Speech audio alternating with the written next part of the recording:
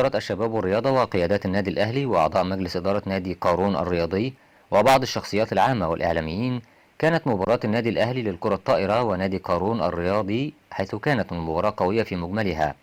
منذ ما تولينا المسؤولية واحنا طبعا نصب عنا النشاط الرياضي، ان احنا نحط النشاط الرياضي على اول الطريق وتحط محافظة الفيوم على اول الطريق.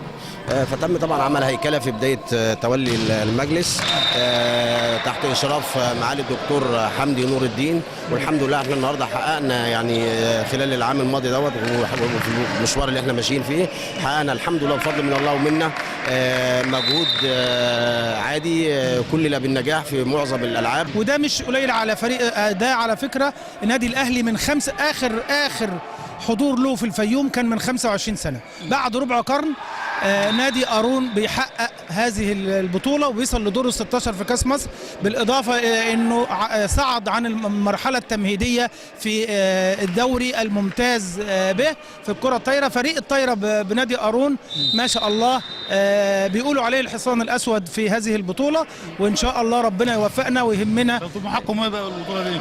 طموحاتنا يعني هو النادي الاهلي، لا ما نقدرش نقول حاجه، بس عشمنا في الاداء المشرف وان نقدر نحقق نتيجه جيده تبقى شرف لنادي قارون ولمحافظه الفيوم بقى. شرف لينا ان احنا نلعب في الفيوم.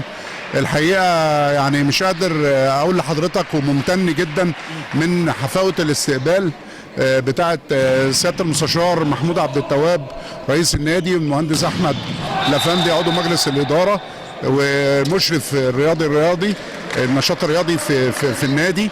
والحقيقه يعني برضو اشيد بالامن، استقباله بالفريق من على الطريق وتاميننا لغايه لو وصلنا الى ارض الصاله.